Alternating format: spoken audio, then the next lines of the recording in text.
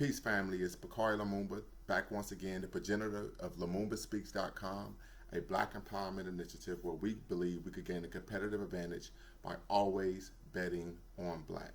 Back once again with another video where we're going to be touching on a myriad of issues, but particularly race, power, and the law. So starting off, as many of you know, this is the week of so-called, I'll say, Thanksgiving.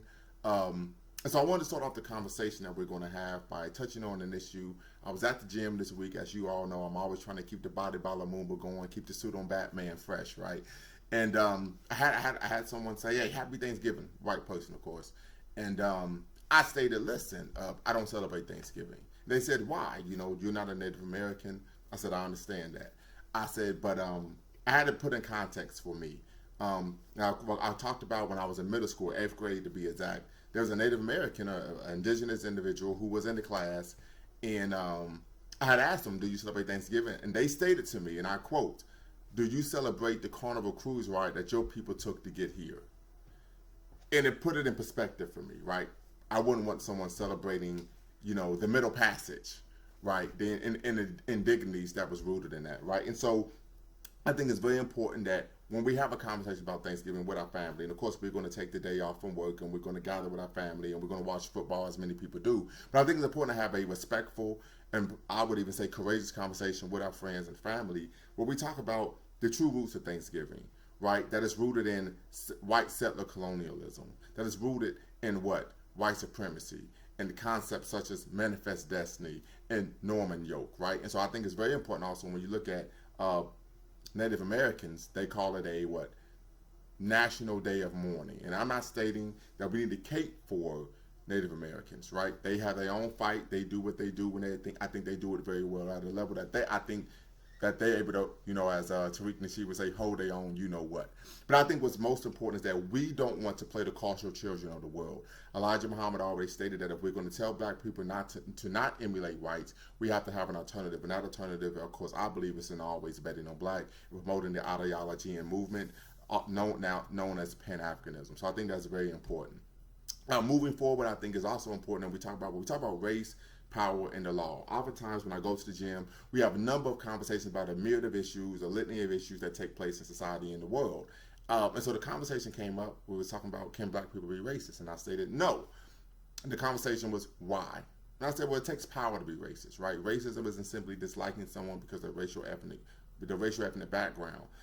It's rooted in what? You have the ability to combine power and prejudice to what negative or adversely affect people's lives as a group, right? And so I said, as a result, black people have the ability to be prejudiced, black people have the ability to be bigots, but we do not have the ability or the power to be racist.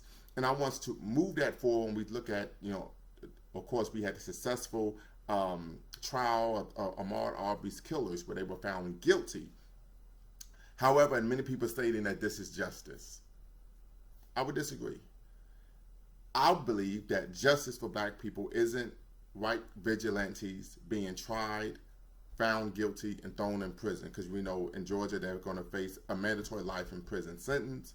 However, it's up to the judge whether it's life without parole or life with parole, with the possibility of parole. But I believe justice for black people is creating the capacity through aggregating our political, social, economic power to prevent these type of atrocities from taking place. So as we all know, but you want to date back in our history as black people in the Western world, you can go back to the 14th century when we talk about when Columbus so-called sailed the ocean blue. We know Dr. John Henry Clark wrote a brilliant book on talking about that Christopher Columbus was the catalyst for the start of the African Holocaust of colonialism, imperialism, racism, and slavery. And so when we talk about living in the hells of North America, right? And the issues that come with it, the vicissitudes of black life in the Western world, and we can even argue globally now because of white supremacy being global. I don't think justice is an individual case where someone was found guilty, because if we could juxtapose that to what happened in Milwaukee with Kyle Rittenhouse, where the judge was obviously on the defendant's team. We know typically the judge is on the home team with the prosecutor because they're being paid by the same entity, which is the state. However, in this case, that was not the case. Rittenhouse was found not guilty, acquitted of all charges, And I personally told people I knew he would be acquitted when the gun charge was thrown out, right? So once the gun charge was thrown out, that felony gun charge was thrown out, then he can actually say, hey, I was there legally, and as a result, I was defending myself. So, but moving forward, I think it's very important when we talk about race, power, and the law, that it takes power to be racist. And historically, and this is, of course, due to the work of the great David Bell, who was one of the primary literary figures of critical legal studies, which morphed into critical race theory. He talked about how the law supported the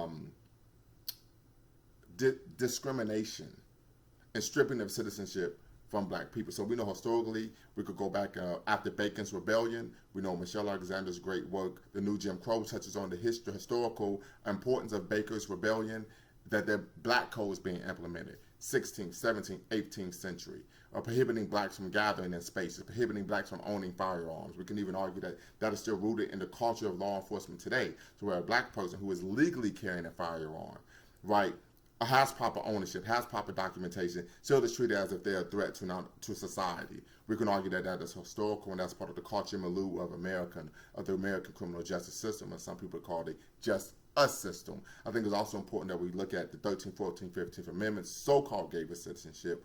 We know that the late, great Martin Delany, who's considered the father of black nationalism, said that we're not actually citizens, but we're denizens. And he argues that a denizen is someone who lives in a country by privilege, not by right.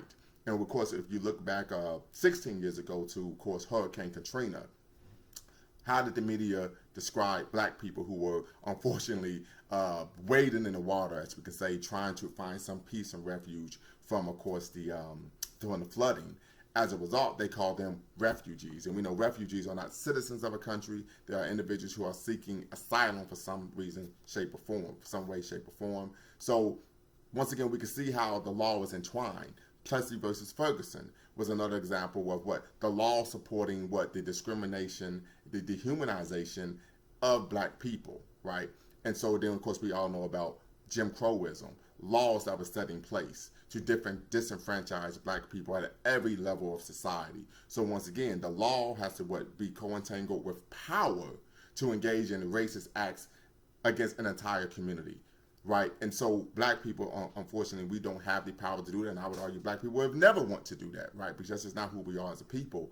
But once again, you have to understand that there's a difference between being a racist, being a bigot, and being prejudiced. But to be racist, you have to have the power plus the prejudice to adversely affect group of people's lives based on their race or ethnicity. And I think that's something that many people do not understand, and that is very important. Then we look at the history of this country, and really you can even argue in the world, that we have to fight the law, not just individuals, not just institutions, but the law. I can recall a black female professor from the University of Houston, that talked about the fight for reparations.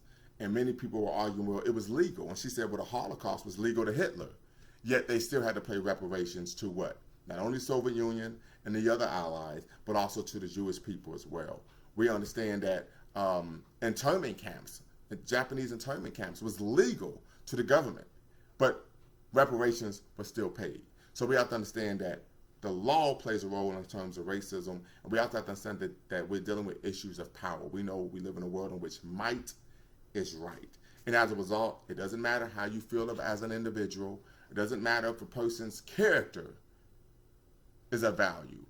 We live in a world in which power is maintained and disseminated along racial and ethnic lines. So we have to understand that in order to do that, we have to aggregate our power, pull our resources together, because I truly believe, and others believe this as well, particularly Stokely Carmichael, who did some brilliant work in Lowndes County, Alabama back in the 1960s, where he touched on, created their own black political party, and actually ran black people independently, the Democratic and Republican Party, and as a result was able to have them run for office and win those seats, and actually make some substantial changes in Lowndes County, Alabama. But I think what's most important when we focus on that issue is that, as Stokely Carmichael, also known as Kwame Ture, would always state, the solution to white supremacy is black power. But we understand that historically, and even probably even to this day, contemporarily, most black people are socialized to be integrationists and see that the aggregation or accumulation of power as something that is negative. Dr. Amos Wilson talks about that in his brilliant text, Blueprint for Black Power, which I believe should be every black person's Bible. But we have to understand that the only way that we're going to overcome these issues is by gaining power. Not individual power, not situations where black people are simply being vulgar careerists where I'm looking to be the first black person to do X, Y, Z, but using their positions of power to actually benefit and help our people is what we're going to need to do to get out of this unfortunate, I would argue, Holocaust that is still taking place. So please make sure that you subscribe, like the video. We don't want to engage in ghost watching. Until next time, peace.